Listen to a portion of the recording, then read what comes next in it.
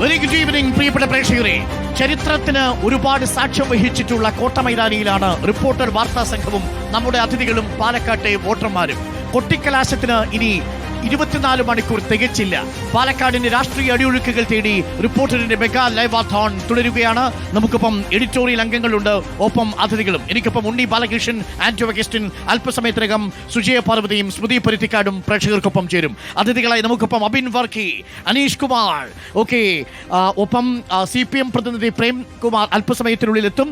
അതിനു മുൻപ് ഈ തിരഞ്ഞെടുപ്പിലെ ചരിത്രമാകാൻ പോകുന്ന നിമിഷത്തെ അബിൻ വർക്കി എങ്ങനെയാണ് വിശേഷിപ്പിക്കാൻ പോകുന്നത്? നോക്കൂ, പാലക്കാടിൻ്റെ തിരഞ്ഞെടുപ്പ് UDFിൻ്റെ കോട്ടയായിരുന്നുവെന്ന് പറയുമ്പോഴും കഴിഞ്ഞ തിരഞ്ഞെടുപ്പുകളിൽ നിന്ന് വ്യത്യസ്തമായി ഇത്തവണത്തെ തിരഞ്ഞെടുപ്പ് ഒരു ത്രികോണ മത്സരത്തിൻ്റെ പ്രതീതി ജനിപ്പിച്ചില്ലേ? നാടകീയ സംഭവങ്ങൾ ഓരോ ദിവസവും ഞങ്ങൾ വാർത്താ മാധ്യമങ്ങൾക്കടക്കം കിട്ടിയൊരു തിരഞ്ഞെടുപ്പ് കൂടിയാണിത്. ചരിത്രത്തിലേക്കുള്ളൊരു വിധിയെഴുത്താകുമോ ഇത്? തീർച്ചയായിട്ടും ഈ തെരഞ്ഞെടുപ്പ് ചരിത്രത്തിലേക്കുള്ള ഒരു വിധിയെഴുത്താകും. അതിൻ്റെ കാരണം 23-ാം തീയതി കോൺഗ്രസ് സ്ഥാനാർത്ഥി ഇവിടെ ജയിക്കാൻ പോകുന്നത് റെക്കോർഡ് ഭൂരിപക്ഷത്തിനായിരിക്കും. അതുകൊണ്ട് അത് ചരിത്രത്തിൻ്റെ ഭാഗമാകും. രണ്ടാമത്തെ കാര്യം, ഇത് കഴിഞ്ഞ തവണത്തേക്കാൾ ഒരു മാറ്റമുള്ള തിരഞ്ഞെടുപ്പാണ് എന്നുള്ളത് സത്യമാണ്. കഴിഞ്ഞ തവണ ത്രികോണ മത്സരമായിരുന്നു ഇവിടെ നടന്നത്. പക്ഷേ ഈ തവണ അങ്ങനെ ഒരു ത്രികോണ മത്സരം ഇവിടെ ഇല്ല എന്നത് മാത്രമല്ല, ഈ തവണ ഏറ്റവും കംഫർട്ടബിളായിട്ടാണ് കോൺഗ്രസ് ഇവിടെ വിജയിക്കാൻ പോകുന്നത് എന്നുള്ളതാണ് ഈ തവണത്തെ പ്രത്യേകത. 3, താങ്കൾ പറഞ്ഞതുപോലെ നിങ്ങൾക്ക് ഒരുപാട് ന്യൂസുകൾ, ഒരുപാട് ട്വിസ്റ്റുകൾ, ഒരുപാട് ബ്രേക്കിംഗ് അവറുകൾ കിട്ടി എന്ന് പറയും പോലെ തന്നെ ആ ന്യൂസുകൾ കിട്ടിയത്, ആ ബ്രേക്കിംഗ് അവർ കിട്ടിയത് ഓരോ ദിവസം കൂടുന്നതോളം കോൺഗ്രസ് സ്ഥാനാർത്ഥിക്ക് ഭൂരിപക്ഷം വർദ്ധിപ്പിക്കുന്നതിന് സഹായകരമായി എന്നുള്ളത് കൊണ്ട് ഞങ്ങൾക്കും സന്തോഷമാണ് ആ ട്വിസ്റ്റുകളിലൊക്കെ തന്നെ. നോക്കൂ അനീഷ്, വലിയ ആത്മവിശ്വാസത്തിലാണ്. ഒരു രാഹുൽ തരംഗം ഗ്രൗണ്ടിൽ രൂപപ്പെട്ടു വരുന്നുണ്ടോ? BJPക്ക് ഏറ്റവും സാധ്യത കൽപ്പിച്ചിരുന്ന ഉപതെരഞ്ഞെടുപ്പ് അവസാന ലാപ്പിൽ സന്ദീപിൻ്റെ ഈ പാർട്ടി മാറ്റത്തിലൂടെ BJPയുടെ കയ്യിൽ നിന്ന് വഴുതി മാറുകയാണോ അനീഷ്? ഈ തെരഞ്ഞെടുപ്പ് 100% ഭാരതീയ ജനതാ പാർട്ടി വെന്നിക്കൊടി പാറിക്കുന്ന തെരഞ്ഞെടുപ്പായിരിക്കും. ഓരോ തെരഞ്ഞെടുപ്പ് കഴിയുന്ന സമയത്തും ക്രമാനുഗതമായി പാലക്കാട് ഭാരതീയ ജനതാ പാർട്ടി അതിൻ്റെ വോട്ട് വിഹിതം വർദ്ധിപ്പിച്ചിട്ടുണ്ട്. കഴിഞ്ഞ തെരഞ്ഞെടുപ്പിൽ ചുണ്ടിനും കപ്പിനും ഇടയിലാണ് ഞങ്ങൾക്ക് വിജയം നഷ്ടപ്പെട്ടത്. അതിൻ്റെ കുറവുകൾ പരിഹരിച്ചുകൊണ്ട് എണ്ണയിട്ട യന്ത്രം പോലെയാണ് പാലക്കാട് ഭാരതീയ ജനതാ പാർട്ടി പ്രവർത്തിച്ചുകൊണ്ടിരിക്കുന്നത്. സന്ദീപിന്റെ പോക്ക് എന്തായാലും ഞങ്ങൾക്ക് വലിയ ഗുണം ചെയ്തിട്ടുണ്ട്. സന്ദീപ് പ്രസ്ഥാനത്തെയാണ് വെല്ലുവിളിക്കുന്നത്. പ്രസ്ഥാനത്തെ വെല്ലുവിളിച്ചാൽ ഈ പ്രസ്ഥാനം തങ്ങളുടെ ജീവനേക്കാൾ പ്രധാനമാണ് എന്ന് കരുതുന്ന പ്രവർത്തകരുള്ള പ്രസ്ഥാനമാണ് ഭാരതീയ ജനതാ പാർട്ടി. അതുകൊണ്ട് ആര് പ്രസ്ഥാനത്തെ വെല്ലുവിളിച്ചാലും ആ വെല്ലുവിളിയെ അതിജീവിക്കാൻ കരുത്തുറ്റ പ്രസ്ഥാനമാണ് പാലക്കാട് ഭാരതീയ ജനതാ പാർട്ടി. ഇവിടെ വിജയിച്ചുകൊണ്ടായിരിക്കും സന്ദീപിന് ഞങ്ങൾ മറുപടി കൊടുക്കാൻ വേണ്ടി പോകുന്നത്. അതൊരു ആത്മവിശ്വാസമാണ്. എനിക്ക് തോന്നുന്നു ഊറിക്കൂടുന്ന ഒരു മുറിവ് പോലെയാണ് BJP, പ്രത്യേകിച്ച് മുറിവേറ്റാൽ ബലിദാനികളുടെ പേരിൽ. ശരിയല്ലേ? തീർച്ചയായിട്ടും. അതല്ലേ ഞാൻ സൂചിപ്പിച്ചത്, ജീവനേക്കാൾ പ്രസ്ഥാനത്തെ സ്നേഹിക്കുന്ന പ്രവർത്തകരുടെ സംഘടനയാണ് ഭാരതീയ ജനതാ പാർട്ടി. ആ പ്രസ്ഥാനത്തിന് ഒരു വെല്ലുവിളി വന്നാൽ എല്ലാ പ്രവർത്തകരും ഒറ്റക്കെട്ടായി നിന്ന് ഈ പ്രസ്ഥാനത്തിന് വേണ്ടിയിട്ട് പ്രവർത്തിക്കും. അതാണ് കഴിഞ്ഞ 2 ദിവസമായിട്ട് നമ്മൾ പാലക്കാട് കണ്ടുകൊണ്ടിരിക്കുന്നത്. സംബന്ധിച്ചിടത്തോളം പിന്നിൽ നിന്ന് കുത്തുന്ന ഒരു ഒറ്റുകാരൻ പുറത്തുപോയി എന്നുള്ളത് കൊണ്ട് ഇനി ഞങ്ങൾക്ക് മുന്നിൽ നിന്ന് വരുന്ന ശത്രുക്കളെ മാത്രമേ ഭയമുള്ളൂ. ആ ശത്രുക്കളെ ഞങ്ങൾ ഈ തെരഞ്ഞെടുപ്പിൽ പരാജയപ്പെടും. അബിൻ, യഥാർത്ഥത്തിൽ ഈ സന്ദീപ് വാര്യർ മറികണ്ണം ചാടി വരുന്നു, കോൺഗ്രസ് ക്യാമ്പിലേക്ക് വരുന്നു. അതിപ്പോഴും ലീഗിനെ വിശ്വാസപ്പെടുത്താൻ അല്ലെങ്കിൽ ബോധ്യപ്പെടുത്താൻ സാധിച്ചിട്ടുണ്ടെങ്കിലും ഇവിടുത്തെ മുസ്ലിം വോട്ടർമാരെ, ന്യൂനപക്ഷ വോട്ടർമാരെ വിശ്വാസത്തിലെടുക്കാൻ സാധിച്ചിട്ടുണ്ടോ ഈ നീക്കത്തിന്? ഏറ്റവും കൂടുതൽ സന്തോഷിക്കുന്നത് ന്യൂനപക്ഷ വോട്ടർമാരാണ്. അതിൻ്റെ കാരണം വർഗീയതയിൽ നിന്ന് വിമുക്തി പ്രാപിച്ചുകൊണ്ട് ജനാധിപത്യത്തിൻ്റെയും മതേതരത്വത്തിൻ്റെയും വഴിയിലേക്ക് ഏതൊരു മനുഷ്യൻ മാനസാന്തരപ്പെട്ടാലും അതിൽ ഏറ്റവും കൂടുതൽ സന്തോഷിക്കുന്നത് ഈ നാട്ടിലെ ന്യൂനപക്ഷ വിഭാഗക്കാരാണ്. അതുകൊണ്ട് തന്നെ സന്ദീപ് വാര്യർ RSSുമായി പൂർണ്ണമായി അദ്ദേഹത്തിന്റെ ബന്ധം വിച്ഛേദിക്കാൻ തീരുമാനിച്ചു. സ്വാഭാവികമായി BJP ആയിട്ട് ബന്ധം വിച്ഛേദിച്ചു. പിന്നെ CPMൽ നിൽക്കാൻ പറ്റില്ല, കാരണം RSSന്റെ B ടീമാണ് CPM. അതുകൊണ്ട് അവിടെയും നിൽക്കാൻ പറ്റില്ല. പിന്നെ ഏക മാർഗം എന്ന് പറഞ്ഞാൽ ജനാധിപത്യ പാർട്ടിയായ കോൺഗ്രസ് ആണ്.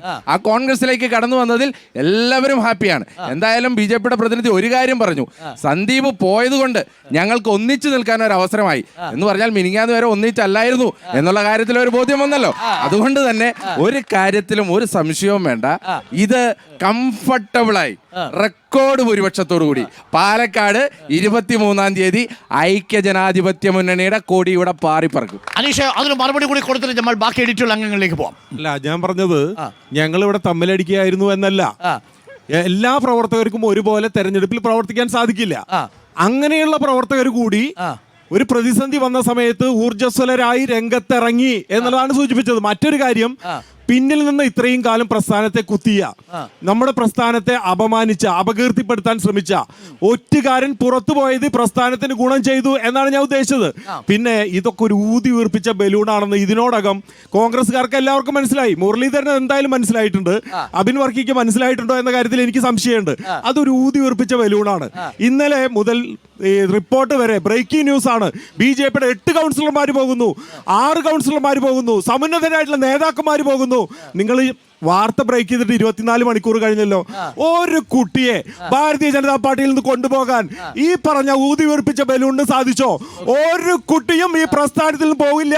ഒറ്റുകാരൻ മാത്രമേ ഈ പ്രസ്ഥാനത്തിൽ നിന്ന് പോകുള്ളൂ. ഞങ്ങൾ ഒരുപാട് കാലം അനുഭവിച്ചു, 6 വർഷക്കാലം ഞങ്ങൾ അനുഭവിച്ചു. ഇനി അത് കോൺഗ്രസ് അനുഭവിക്കാൻ വേണ്ടി പോകുന്നു. ഞങ്ങൾ സന്തോഷത്തോടു കൂടി ആ പ്രതിമ കൈമാറി. നിങ്ങളത് കൊണ്ടു നടന്നാൽ അത് നിങ്ങൾക്ക് വളരെ പെട്ടെന്ന് തന്നെ അത് ബോധ്യപ്പെടും. ചുരുക്കത്തിൽ സന്ദീപ് വാര്യർ ഒരു മാൻഡ്രേക്ക് ആയിരുന്നു എന്നാണ് പറഞ്ഞു വന്നത്. തീർച്ചയായും ഞങ്ങളുടെ സംസ്ഥാന അധ്യക്ഷൻ പറഞ്ഞു ഞങ്ങളുടെ എല്ലാവരുടെയും വികാരമാണ്. ആ ബാധ്യത സ്വയം ഒഴിഞ്ഞു പോയത് കൊണ്ട് എല്ലാ പ്രവർത്തകരും സന്തോഷിക്കുകയാണ്. നമ്മൾ ആ ദിലീപിന്റെ ഒരു സിനിമയുണ്ടല്ലോ, ആ ദിലീപിന്റെ ഒരു രമണനെ കൈമാറാൻ വേണ്ടി ജനാർദ്ദന്റെ അടുത്ത് പോകുന്ന ആ കൊച്ചിൻ ഹനീഫയുടെ സീൻ, ആ കൊച്ചിൻ ഹനീഫ ജനാർദ്ദനെ വിചാരിക്കുന്നത് ആ ആത്മാവാണ് പറിച്ചു കൊടുക്കുന്നതെന്നാണ്. പക്ഷേ ഹനീഫ ചിരിച്ചുകൊണ്ടാണ് തിരിച്ചു വരുന്നത്. ആ ഹനീഫയുടെ അതേ മൂഡിലാണ് ഞങ്ങൾ ഇപ്പൊ നിൽക്കുന്നത്. അതായത് ഈ മാൻഡ്രേക്കിന്റെ പകുതി ഭാഗം മാത്രമാണ് BJPയുടെ പ്രതിനിധി കണ്ടോളൂ. സത്യത്തിൽ മാൻഡ്രേക്കിന്റെ ഉള്ളിൽ മുഴുവൻ രത്നങ്ങളായിരുന്നു. ആ രത്നം നിങ്ങളെടുത്തോളൂ, അതായത് ആ മാൻഡ്രേക്കിന്റെ ഉള്ളിലെ യഥാർത്ഥ രത്നം കണ്ടുപിടിക്കാൻ നിങ്ങൾക്ക് പറ്റിയില്ല.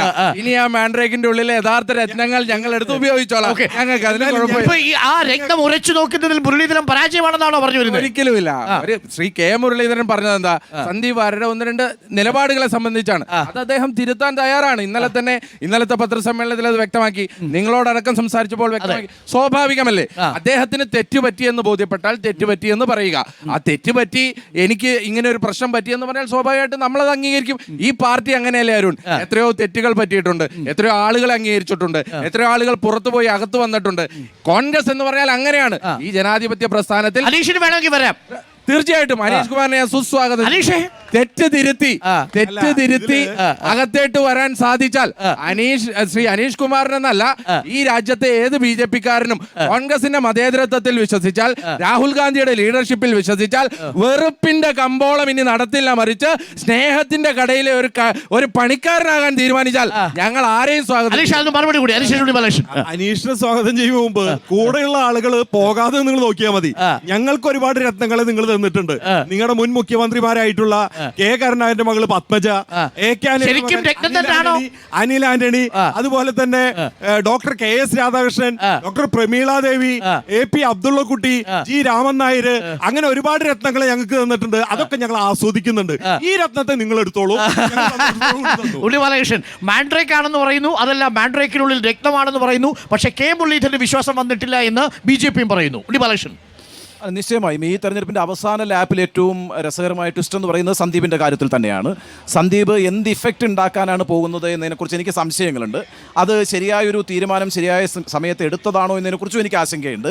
കാരണം സന്ദീപിനെ പോലെ ഒരാളെ കോൺഗ്രസ് എടുക്കുന്നത് ഈ തെരഞ്ഞെടുപ്പിൻ്റെ ഒരു ഘട്ടത്തിലാണ്. ഇവിടെ ന്യൂനപക്ഷങ്ങൾക്ക് വലിയ പ്രതീക്ഷയുള്ള പാർട്ടി എന്നുള്ള നിലയ്ക്ക് കോൺഗ്രസിനോട് ചേർന്ന് നിൽക്കുന്ന ആ വിഭാഗങ്ങൾക്ക് എന്തെങ്കിലും ഒരു സംശയമോ ആശങ്കയോ ഉണ്ടാകാൻ അത്തരമൊരു തീരുമാനം വഴിവെച്ചേക്കുമോ എന്നുകൂടി ഞാൻ ആശങ്കപ്പെടുന്നുണ്ട്. ആ കാര്യത്തിനകത്ത് ഒരു മറുപടി ഉണ്ടാകുമെന്ന് എനിക്കറിയാം. ഞാൻ പറഞ്ഞു വരുന്നത് അനീഷ് സൂചിപ്പിച്ചത് വളരെ ശരിയാണ്. കഴിഞ്ഞ ഒരു 2-3 തെരഞ്ഞെടുപ്പുകൾ എടുത്ത് നോക്കിയാൽ പാലക്കാട് മണ്ഡലത്തിൽ ഏറ്റവും വലിയ വളർച്ച കാണിച്ചുകൊണ്ടിരിക്കുന്ന പാർട്ടി BJP ആണ്. അതിപ്പോൾ 2011 15% BJPയുടെ വോട്ട് 2016 വരുമ്പോൾ 30% വർദ്ധിക്കുന്നുണ്ട്. ആ 30% പിന്നെ 21 ശ്രീധരൻ 35% ആക്കുന്നുണ്ട്, അല്ലേ? അപ്പോൾ ഒരു 10 വർഷത്തിനകത്ത് 20% വളർച്ച കാണിച്ച പാർട്ടിയാണ് BJP. പക്ഷേ കൗതുകകരമായൊരു കാര്യം എന്താണെന്ന് അറിയാമോ? അപ്പുറത്ത് 2011 7,000 വോട്ടിൻ്റെ ഭൂരിപക്ഷമേ ഉള്ളൂ ഷാഫി പറമ്പിലിനെങ്കിൽ 2016 വരുമ്പോൾ അത് 17,000 ആവുന്നുണ്ട്. അതായത് BJP വോട്ട് വർദ്ധിപ്പിക്കുമ്പോഴും കോൺഗ്രസ് യഥാർത്ഥത്തിൽ അതിൻ്റെ ഭൂരിപക്ഷം വർദ്ധിപ്പിക്കുന്നുണ്ട് എന്നത് പാലക്കാടിൻ്റെ കണക്ക് പരിശോധിക്കുമ്പോൾ മനസ്സിലാവും. 2021 പക്ഷേ സ്ഥിതി മാറി എന്നുള്ളത് ശരിയാണ്. നേരത്തെ അദ്ദേഹം സൂചിപ്പിച്ചതുപോലെ ചുണ്ടിനും കപ്പിനുമിടയിൽ ആ സ്ഥാനം നഷ്ടപ്പെട്ടു എന്ന് പറയുന്നത്. പക്ഷേ അത് ഈ ശ്രീധരനുണ്ടാക്കിയ ഒരു ഇഫക്റ്റ് ആണെന്ന് ഞാൻ വിചാരിക്കുന്നു. ഒരു ത്രികോണ മത്സരം ഈ 2024 കാഴ്ചവെക്കുന്നുണ്ട് എന്ന് തന്നെയാണ്. ഇവിടെ വന്ന് ഇത്രയും ആളുകളെയൊക്കെ കാണുകയും ഇന്ന് ഒരു ദിവസം മുഴുവൻ നമ്മൾ ആളുകൾക്കിടയിലൂടെ സഞ്ചരിച്ചിരുന്നു. അപ്പോൾ അങ്ങനെ ആ സഞ്ചാരത്തിൽ നിന്ന് എനിക്ക് ബോധ്യപ്പെട്ടൊരു കാര്യം, ഒരു ത്രികോണ മത്സരം യഥാർത്ഥത്തിൽ ഇപ്രാവശ്യം ഇവിടെ ഉണ്ടായിട്ടുണ്ട് എന്ന് തന്നെ. ഓക്കെ, നോക്കൂ, നമുക്കിപ്പം പ്രേംകുമാർ കൂടി CPM പ്രതിനിധി MLA പ്രേംകുമാർ എത്തിയിട്ടുണ്ട്. വെൽക്കം പ്രേംകുമാർ. നമ്മൾ ചർച്ച ചെയ്തു തുടങ്ങിയത് ഏറ്റവും ഒടുവിൽ സന്ദീപ് വാര്യർ വരുന്നതോടുകൂടി കോൺഗ്രസ് ഈ തിരഞ്ഞെടുപ്പിൽ അവസാന ലാപ്പിൽ ഒരു സൂപ്പർ ഗോൾ അടിച്ചിട്ടുണ്ടോ എന്നാണ്. ഒരിക്കലുമില്ല. സന്ദീപ് വാര്യർ വരുന്നതോടുകൂടി കോൺഗ്രസ് കൂടുതൽ പ്രതിസന്ധിയിലാവുക ചെയ്തിട്ടുള്ളത്. ശരിക്കും കോൺഗ്രസിന് തന്നെ പൂർണ്ണമായും ഉൾക്കൊള്ളാനായിട്ടില്ല അത് എന്നാണ് മനസ്സിലാകുന്നത്. മാത്രവുമല്ല, ഈ തെരഞ്ഞെടുപ്പിൽ മത്സരം പ്രധാനമായും LDFും UDFും ആണ് എന്ന് പറഞ്ഞതും തുടർച്ചയായി കേരളത്തിൽ ഇടതുപക്ഷ ജനാധിപത്യ മുന്നണി പാലക്കാട് മണ്ഡലത്തിൽ തുടക്കം മുതൽ ഈ നിമിഷം വരെ കൈവരിച്ച മേൽക്കൈ അത് വരുന്ന 2 ദിവസം കൂടി തുടരും. ഇടതുപക്ഷ ജനാധിപത്യ മുന്നണിക്ക് അനുകൂലമായിട്ടുള്ള ഒരു നല്ല സാഹചര്യം ഇപ്പോൾ പാലക്കാട് മണ്ഡലത്തിൽ എമ്പാടും ഉണ്ട് എന്ന് ആത്മവിശ്വാസത്തോടു കൂടി പറയാൻ നേതാവ് തന്നെ ക്രിസ്റ്റൽ ക്ലിയർ എന്ന് സർട്ടിഫിക്കറ്റ് കൊടുത്ത നേതാവാണ് ഇപ്പോൾ രാഹുൽ മാങ്കോട്ടത്തിനോടൊപ്പം നിൽക്കുന്നത്. അതെ, ഞാൻ പറയുന്നത് സ്വീകരിക്കുന്ന നിലപാട് എന്താണ് എന്നതാണ് ഏറ്റവും പ്രധാനപ്പെട്ട പ്രശ്നം.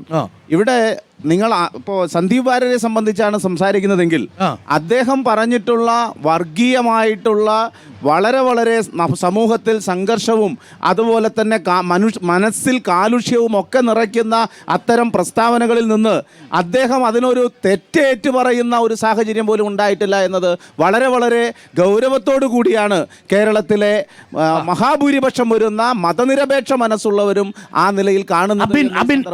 MP രാജേഷ് പറഞ്ഞൊരു കാര്യം അതാണ് ഇപ്പോൾ പ്രേംകുമാർ ആവർത്തിക്കുന്നത്. ഇതാണ് CPMന്റെ ഈ തിരഞ്ഞെടുപ്പിലെ വരുന്ന 48 മണിക്കൂറിലെ പ്രധാനപ്പെട്ട ഒരു ആയുധം എന്ന് പറയുന്നത്.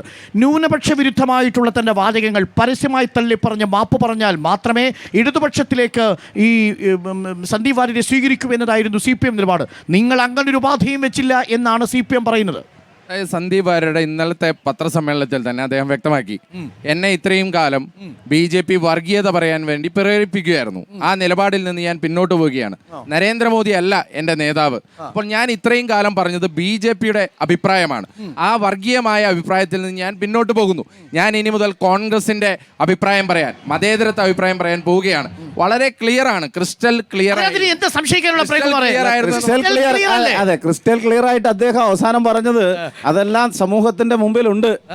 രാഷ്ട്രപിതാവ് മഹാത്മാഗാന്ധിയെ ചെറുതായി അങ്ങ് വെടിവെച്ചു കൊന്നു എന്നാണ് അദ്ദേഹം പറഞ്ഞത്. അതൊക്കെ കേരളത്തിലെ മനുഷ്യരുടെ മനസ്സിൽ മായാതെ കിടക്കുന്നുണ്ട്. ഞാൻ പറയുന്നത് ഏതെങ്കിലും സെന്റർ പൂട്ടി പോകുമ്പോ താഴെടുക്കാൻ മറക്കല്ലേ വിജയ എന്ന് പറഞ്ഞയാൾ ഇപ്പൊ LDFന്റെ സ്ഥാനാർത്ഥിയാ. അല്ലാതെ അത് ഞാൻ സമ്മതിച്ചു. പക്ഷേ അദ്ദേഹം, ഞാൻ പറയുന്നത് കോൺഗ്രസ്സുകാരനായ ഒരാൾ ഇടതുപക്ഷത്തിന്റെ നേതാക്കളെ, സംസ്ഥാന സെക്രട്ടറിയെ ഒക്കെ പല ഘട്ടങ്ങളിൽ പല നിലയിൽ ആക്ഷേപിച്ചവരും അധിക്ഷേപിച്ചവരും ഒക്കെ ഇടതുപക്ഷത്തിന്റെ കൂടെ ഉണ്ട്. പക്ഷെ അവരെല്ലാം മതനിരപേക്ഷതയുടെ പക്ഷത്ത് നിന്നവരായിരുന്നു. മതനിരപേക്ഷതയുടെ ജനാധിപത്യത്തിന്റെ പക്ഷത്ത് നിന്ന് അതിലൊരു മാറ്റം ഉണ്ടാകുന്നത് പോലെയല്ല ഗാന്ധിയെ വെടിവെച്ചു കൊന്നത്. ഞാൻ പറയുന്നത് കേവലം ഒരു സംഘപരിവാറുകാരന്റെ RSSകാരന്റെ ആർക്കെങ്കിലോ വേണ്ടി BJP പറയുന്നത് കേട്ട് അതേപടി പറഞ്ഞതിന്റെ ഭാഗമായിട്ടല്ല. ഒരു BJP നേതാവും സാധാരണ നിലയിൽ പറയാൻ അറയ്ക്കുന്നതാണ് രാഷ്ട്രപിതാവിന്റെ കൊലപാതകത്തെ സംബന്ധിച്ച്. രാഷ്ട്രപിതാവ് മഹാത്മാഗാന്ധിയെ കൊലപ്പെടുത്തിയത് അത് ചെറുതായൊന്ന് വെടിവെച്ചു കൊന്നതല്ലേ എന്ന തികഞ്ഞ ലാഘവത്തോടു കൂടി അതിനെ കാണാൻ കഴിയുന്ന കടുത്ത വർഗീയത ഉയർത്തിപ്പിടിക്കുന്ന ഒരാൾ ഒരു സുപ്രഭാതത്തിൽ വളരെ വേഗതയിൽ അവർ കോൺഗ്രസിൽ അഭയം തേടുമ്പോൾ സ്വാഭാവികമായും മതനിരപേക്ഷ ജനാധിപത്യ വിശ്വാസികളുടെ മനസ്സിൽ ആശങ്കയുണ്ടാകും, അങ്കലാപ്പുണ്ടാകും. അവർ ഒരിക്കലും ഇതിനെ സ്വീകരിക്കില്ല.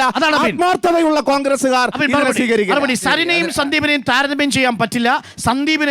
സരിൻ എപ്പോഴും ഒരു ഇടത് ഹൃദയം കോൺഗ്രസിൽ പ്രവർത്തിക്കുമ്പോഴും ഉണ്ടായിരുന്നു. പക്ഷേ സന്ദീപിനുണ്ടായിരുന്നത് വർഗീയ ഹൃദയമാണെന്നാണ് പ്രേംകുമാർ പറയുന്നത്. അതിനകത്ത് 2 മറുപടിയാണ് പറയാനുള്ളത്. ഒന്നാമത്തെ കാര്യം, ചർച്ചയെ സംബന്ധിച്ചിടത്തോളം അത് നേരത്തെ മനോരമ ന്യൂസിൽ നടന്ന ഒരു ചർച്ചയായിരുന്നു, നിങ്ങൾക്ക് അറിയാവുന്നതാണ്. മാതൃഭൂമി. മനോരമയിലായിരുന്നു.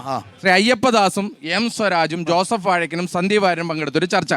ആ ചർച്ചയെ സംബന്ധിച്ച് ഇന്നലെ അതിന്റെ ആങ്കർ കൂടിയായ അയ്യപ്പദാസ് വളരെ വ്യക്തമായി ക്ലാരിറ്റി വരുത്തി. എന്താണ് പറഞ്ഞത്? അതിൽ സന്ദീപ് വാര്യർ അല്ല പറഞ്ഞത്, എം സ്വരാജ് പറഞ്ഞ ഒരു കാര്യം സന്ദീപ് വാര്യർ ഏറ്റു പറഞ്ഞതാണ്.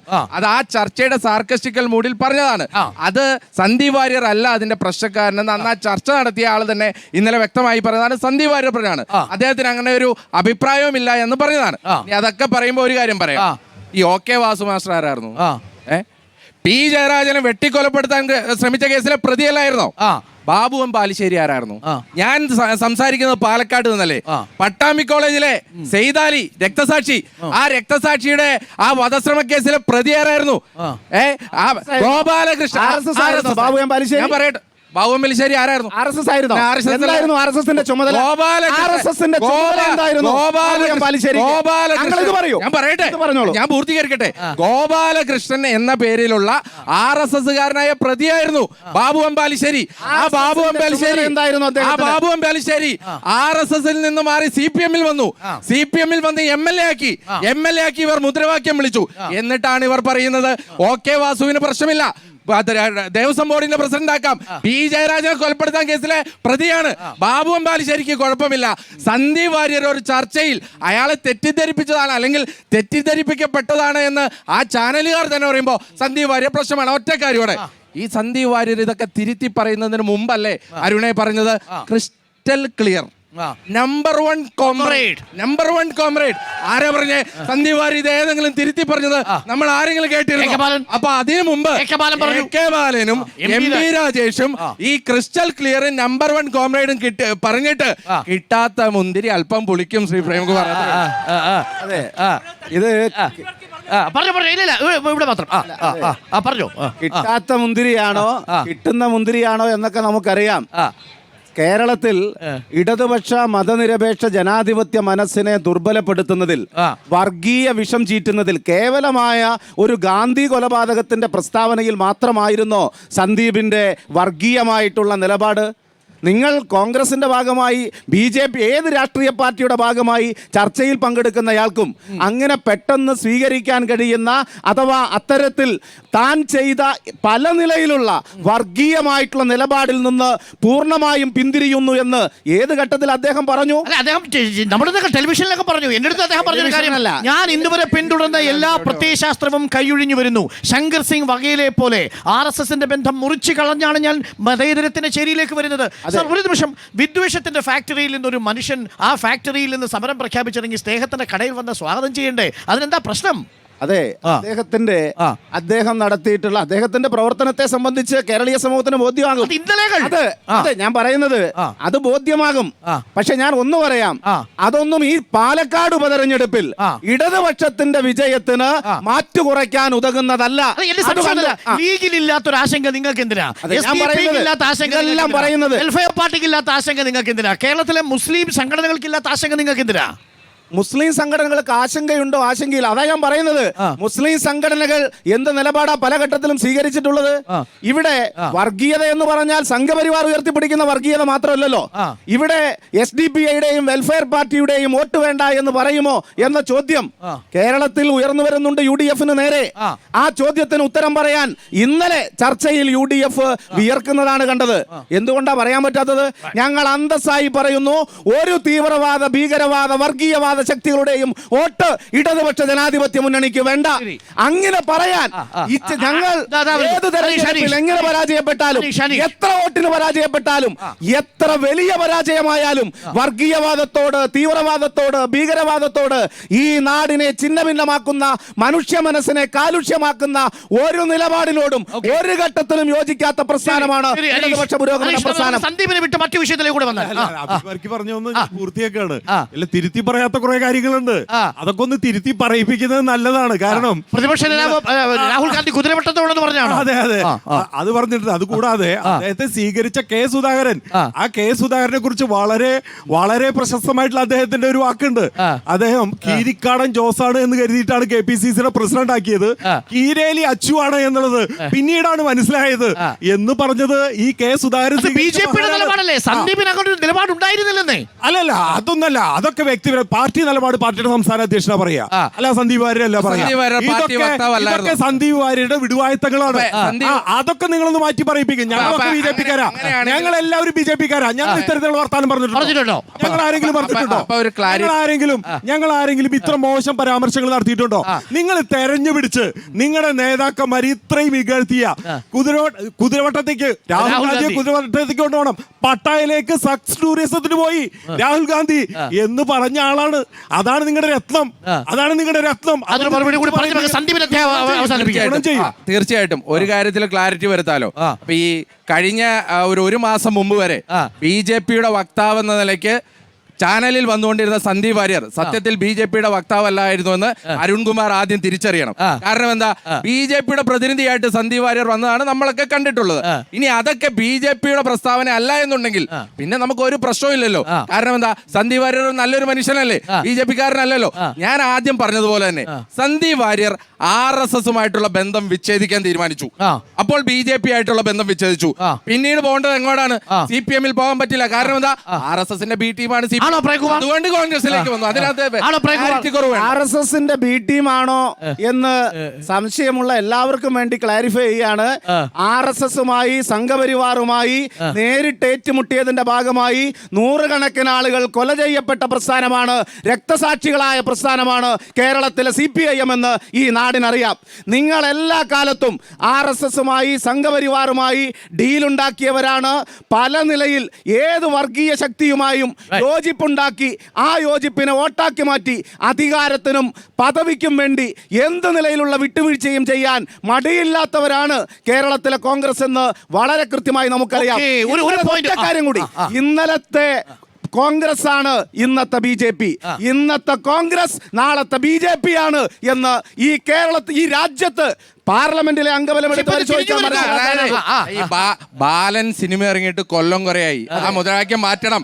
ഇന്നത്തെ BJP-ക്കാരൊക്കെ കോൺഗ്രസ് ആയിട്ട് വന്നോണ്ടിരിക്കുക. ഇന്നത്തെ CPM-കാര് നിങ്ങൾ ഉൾപ്പെടെ നാളെ കോൺഗ്രസിലേക്ക് വരണ്ടിയും വരും. സുകുമാർ അഴീക്കോട് പറഞ്ഞിട്ടുണ്ട്, ഒരു കോൺഗ്രസ്സുകാരനായിട്ട് മരിക്കണമെന്നായിരുന്നു എന്റെ ആഗ്രഹം, പക്ഷേ ഞാൻ മരിക്കുന്നതിന് മുമ്പ് ആ കോൺഗ്രസ് മരിച്ചുപോയി എന്ന സുകുമാർ അഴീക്കോടിന്റെ വാക്ക് മാത്രമേ ഇതിന് പറയാനുള്ളൂ. കോൺഗ്രസിന് ഈ നാടിന്റെ ജനാധിപത്യത്തോടും മതനിരപേക്ഷതയോടും ഒരു കടപ്പാടുമില്ല. പേരിൽ കോൺഗ്രസ് ഉണ്ട്, പക്ഷേ നിലപാടിൽ അത് കൃത്യമായി സംഘപരിവാറിന്റെ പിടിയിലായിട്ടുള്ള സംഘടനയാണ് എന്ന കാര്യത്തിൽ ഒരു സംശയമില്ല. RSS-ന്റെ ശാഖയ്ക്ക് കാവൽ നിന്ന് അഭിമാനമായി പറയുന്നയാൾ KPCC പ്രസിഡന്റിന്റെ കസേരയിലിരിക്കുന്ന നാടാണ് കേരളം എന്നതിൽ കോൺഗ്രസ്സുകാർ ലജ്ജിച്ചത്. അതിന് വിജയൻ മാഷ് പറഞ്ഞ ഒരു കാര്യം മാത്രമാണ് മറുപടി.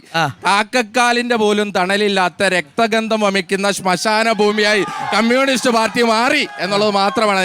നമ്മൾ രണ്ടാമത്തെ വിഷയത്തിലേക്ക് കൂടി വന്നാൽ, നമ്മൾ ഇത് വിട്ട് അടുത്ത വിഷയത്തിലേക്ക് എത്തിയാൽ, പാലക്കാട് എന്തുകൊണ്ട് BJP സ്ഥാനാർത്ഥി ജയിക്കണം, കൃഷ്ണകുമാർ ജയിക്കണം എന്നുള്ളതാണ് ചോദ്യം. വിശാലമായ രാഷ്ട്രീയത്തിലെ അടിസ്ഥാനത്തിൽ നിങ്ങൾ നോക്കുകയാണെങ്കിൽ കേന്ദ്ര സഹായം അടക്കം നിഷേധിക്കപ്പെടുന്ന ഒരു സാഹചര്യമെന്ന് കോൺഗ്രസും CPM-ഉം ആരോപിക്കുന്ന ഒരു ഘട്ടത്തിലാണ് കൃഷ്ണകുമാർ പാലക്കാട് മത്സരിക്കാൻ പോകുന്നത്.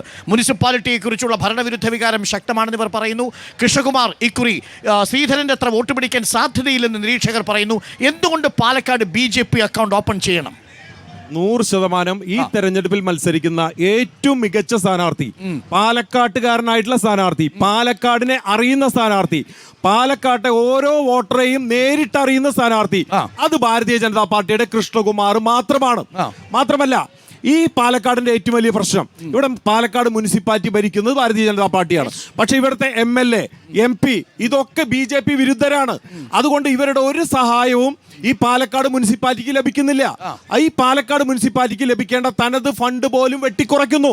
അതുകൊണ്ട് പാലക്കാട് മുനിസിപ്പാലിറ്റിയെ സപ്പോർട്ട് ചെയ്യാൻ സാധിക്കുന്ന മിനിമം ഒരു MLA എങ്കിലും ഈ പാലക്കാട് ഉണ്ടാകേണ്ടതായിട്ടിരിക്കുന്നു. ഇവിടെ ഒരു MLA ഉണ്ടായാൽ കേന്ദ്ര സഹായം ഇപ്പോൾ ലഭിക്കുന്നതിനേക്കാൾ കൂടുതൽ പാലക്കാടിന് ലഭിക്കും. ഇപ്പൊ പാലക്കാട് എന്തെങ്കിലും വികസനം ഉണ്ടാകുന്നുണ്ടെങ്കിൽ അത് കേന്ദ്ര സർക്കാർ കൊടുക്കുന്ന അമൃത് ഫണ്ടിന്റെ വികസനം മാത്രമാണ്, അല്ലാതെ സംസ്ഥാന സർക്കാർ കൊടുക്കുന്നില്ല, MLA കൊടുക്കുന്നില്ല, MP കൊടുക്കുന്നില്ല. MLA കൊടുക്കുന്നതിന്റെ ഉദാഹരണം നമ്മൾ കാണുന്നുണ്ടല്ലോ. ടൗൺ ഹാൾ പൊളിച്ചിട്ടിട്ട് വർഷങ്ങൾ കഴിഞ്ഞു, അത് പണിയാൻ വേണ്ടി സാധിക്കുന്നില്ല. ഇതാണ് MLAയും MP-യും ഈ പാലക്കാടിനോട് കാണിക്കുന്ന അവഗണന എന്ന് പറയുന്നത്. BJP-യുടെ ഭരണത്തിൽ വലിയ മാറ്റം, വലിയ പുരോഗതി ഇവിടെ ഉണ്ടായിട്ടുണ്ട്. ഞങ്ങൾ എണ്ണി പറയാൻ ഞങ്ങൾക്ക് സാധിക്കും. സമയം അനുവദിക്കുമെങ്കിൽ എണ്ണി ഞാൻ പറയാം. നമുക്ക് ഓരോന്നും പറഞ്ഞു തീർത്തിട്ട് പോകാം. ആന്റോഗേഷൻ നോക്കൂ, സന്ദീപ് വാര്യർ അവസാന നിമിഷം വന്നൊരു വിഷയമാണെങ്കിലും അതിനു മുമ്പ് വികസനത്തിന്റെ രാഷ്ട്രീയം ചർച്ച ചെയ്തിട്ടുണ്ട്. ഈ മണ്ഡലത്തിൽ കുഴൽപ്പണം ചർച്ച ചെയ്തിട്ടുണ്ട്. അതേപോലെ കോൺഗ്രസിനുള്ളിലെ സംഘടനാ പ്രശ്നം ചർച്ച ചെയ്തിട്ടുണ്ട്. പാലക്കാട് ഉയരുന്ന രാഷ്ട്രീയ ചോദ്യം എന്തായിരിക്കും എന്നാണ് താങ്കൾ കരുതുന്നത്? ഇവിടെ ഏറ്റവും കൂടുതൽ എന്താണ് പറയുക, പ്രത്യാരോപണം നേരിട്ട ഒരു മണ്ഡലമാണ് പാലക്കാട് എന്ന് പറയുന്നത്. വളരെ ശക്തമായ ആരോപണങ്ങളായിരുന്നു. APCC ഓഫീസിൽ നിന്നും അവരുടെ ഇത് ചോർന്നത് തുടങ്ങിയിട്ട് ഇങ്ങ് പെട്ടി വിവാദം വരെ ഇപ്പോൾ സന്ദീപ് വാര്യർ എത്തിക്കുകയാണല്ലോ. പക്ഷേ ഒരു കാര്യം എന്താണെന്ന് പറയുക, എനിക്ക് ഈ ഇടതുപക്ഷ പ്രതിനിധിയോട് ചോദിക്കാനുള്ള ചോദ്യം എന്ന് പറയുന്നത്, നിങ്ങൾ ഈ വർഗീയതയോട് എതിരായ നിലപാടാണ്, RSSൻ്റെ വോട്ട് വേണ്ട, SDPൻ്റെ വോട്ട് വേണ്ട എന്നൊക്കെ പറയുമ്പോഴും നിങ്ങൾ ഈ സന്ദീപ് വാര്യരോട് നിലപാട് സ്വീകരിക്കുന്നതിന് മുന്നേ ഇവർ ക്രിസ്റ്റൽ ക്ലിയർ ആണെന്ന് ഏതർത്ഥത്തിലാണ് നിങ്ങൾ പറഞ്ഞിട്ടുണ്ടാവുക? അങ്ങനെ പറയാൻ പാടില്ലല്ലോ. നിങ്ങൾക്ക് ഈ നിലപാടുകൾ വേണ്ടല്ലോ. വോട്ട് വേണ്ട എന്ന് നിങ്ങൾ തീരുമാനിക്കുന്നു, വോട്ട് വേണ്ട എന്ന് നിങ്ങൾ പറയുന്നു. അതിനുശേഷം സന്ദീപ് വാര്യർ നിലപാട് സ്വീകരിക്കുന്ന പോലെ ഇതേ ക്രിസ്റ്റൽ ക്ലിയർ ആണ്, നല്ല മനുഷ്യനാണ് യഥാർത്ഥത്തിൽ നിങ്ങൾ പറഞ്ഞിട്ടുണ്ടാവുക. ഓക്കെ, വീണ്ടും സന്ദീപ് വാര്യരിലേക്ക് പോവാണ്. ഞാൻ പറയുന്നത് പാലക്കാട് ഉപതെരഞ്ഞെടുപ്പിൽ ഇടതുപക്ഷ ജനാധിപത്യ മുന്നണിക്ക് എന്തുകൊണ്ട് വോട്ട് ചെയ്യണമെന്നതാണ് ഏറ്റവും പ്രധാനപ്പെട്ട ചോദ്യം. ആ ചോദ്യത്തിലേക്കാണ് വരേണ്ടത്. ആ ചോദ്യവുമായി ബന്ധപ്പെട്ടാണ് എനിക്ക് പ്രതികരിക്കാനുള്ളത്. ആ വിഷയം ക്ലോസ് ചെയ്തു എന്ന് പറഞ്ഞിട്ടാണ് വീണ്ടും ചർച്ച ചെയ്യാൻ വീണ്ടും പറയാം. അപ്പം പറഞ്ഞു വന്നത്, ഈ മണ്ഡലത്തിൻ്റെ വികസനത്തിൽ, ഈ മണ്ഡലത്തിൽ ഏറ്റവും പ്രധാനപ്പെട്ട തദ്ദേശ ഭരണ സ്ഥാപനമായിട്ടുള്ള പാലക്കാട് നഗരസഭയ്ക്ക് നേതൃത്വം നൽകുന്ന BJP-യും ഈ മണ്ഡലത്തിൽ കഴിഞ്ഞ 13.5 വർഷമായി ഈ മണ്ഡലത്തെ പ്രതിനിധീകരിക്കുന്ന UDF-ന്റെ MLA-യും എന്തു നൽകി ഈ മണ്ഡലത്തിന് എന്നുള്ളതാണ് ഏറ്റവും പ്രസക്തമായിട്ടുള്ള ചോദ്യം. 2016-17 കിഫ്ബി പദ്ധതിയിൽ 1.5 കോടി രൂപ അനുവദിച്ചതാണ് പാലക്കാട് ഇൻഡോർ സ്റ്റേഡിയത്തിന്. ആ പദ്ധതിക്ക് മുൻകൈ എടുക്കേണ്ടത് ആരാണ്? സ്വാഭാവികമായും സർക്കാർ ഫണ്ട് അനുവദിക്കുമ്പോൾ അതിൻ്റെ സാങ്കേതിക തടസ്സം മാറ്റാൻ അതിനുവേണ്ടി മുൻകൈ എടുക്കേണ്ടത് ഈ മണ്ഡലത്തെ പ്രതിനിധീകരിക്കുന്ന MLA അല്ലേ? അതിനുവേണ്ടി എന്തു ചെയ്തു? അത് ഏറ്റവും പ്രധാനപ്പെട്ട ഒരു ചോദ്യമാണ്. ഈ മണ്ഡലത്തിലെ ഏറ്റവും പ്രധാനപ്പെട്ട ഒരു കേന്ദ്രമാണ് പാലക്കാട് ഇന്ദിരാഗാന്ധി മുനിസിപ്പൽ സ്റ്റേഡിയം. കായിക രംഗത്ത് ഒട്ടേറെ പരിമിതികളുണ്ട് ഈ നാട്ടിൽ. ആ പരിമിതിക്ക് 45 കോടി രൂപയുടെ ഒരു പദ്ധതി മുനിസിപ്പാലിറ്റി MOU ഒപ്പിട്ടാൽ കേരളത്തിലെ കായിക വകുപ്പും തദ്ദേശ സ്വയംഭരണ വകുപ്പും സംയുക്തമായി ഏറ്റവും പ്രധാനപ്പെട്ട ഒരു വികസനം മുന്നോട്ട് കൊണ്ടുവരുന്നതിന് മുൻകൈയെടുക്കുമെന്ന് പറഞ്ഞപ്പോൾ അതിന് നടത്തിപ്പുമായി ബന്ധപ്പെട്ട കാര്യത്തിന് പോലും സഹകരിക്കുന്ന സമീപനം പാലക്കാട് മുനിസിപ്പാലിറ്റിയുടെ ഭാഗത്തുനിന്നുണ്ടായോ? ഇവിടെ ജൈവമാലിന്യം സംസ്കരിക്കുന്നതിന് വീടുകളിൽ, ഇവിടെ പുരുഷന്മാരാണ് ധാരാളം ഈ ചർച്ച കാണുന്നതെങ്കിലും വീട്ടിൽ സ്ത്രീകളുണ്ട്. അവരുടെ വീടുകളിലുള്ള ജൈവമാലിന്യം അത് സംസ്കരിക്കുന്നതിനുള്ള ഒരു സംവിധാനം ഇവിടെ തദ്ദേശ ഭരണ സ്ഥാപനം എന്ന നിലയിൽ, അതിനെ സഹായിക്കേണ്ട MLA എന്ന നിലയിൽ ഏതു നിലയിലെടുത്തു? ജൈവമാലിന്യം തെരുവിൽ വലിച്ചെറിയുന്ന നിലയിലേക്ക് കാര്യങ്ങൾ മാറുന്നു. പാലക്കാട് മെഡിക്കൽ കോളേജുമായി ബന്ധപ്പെട്ട് 2016 അഫിലിയേഷൻ ഇല്ലാതാകുന്ന നിലയിലേക്ക് എത്തിയ മെഡിക്കൽ കോളേജ് 95% ഇന്ന് കാണുന്ന മെഡിക്കൽ കോളേജിന് ഫണ്ട് അനുവദിച്ചത്, അനുമതി നേടിക്കൊടുത്തത്, ഇന്ന് കാണുന്ന സൗകര്യങ്ങളിലേക്ക് കേരളത്തിൽ പട്ടികജാതി വകുപ്പിന് കീഴിലുള്ള ഏക സർക്കാർ മെഡിക്കൽ കോളേജായിട്ടുള്ള മെഡിക്കൽ കോളേജിനെ മാറ്റിയതിൽ ഇടതുപക്ഷ സർക്കാർ എടുത്തിട്ടുള്ള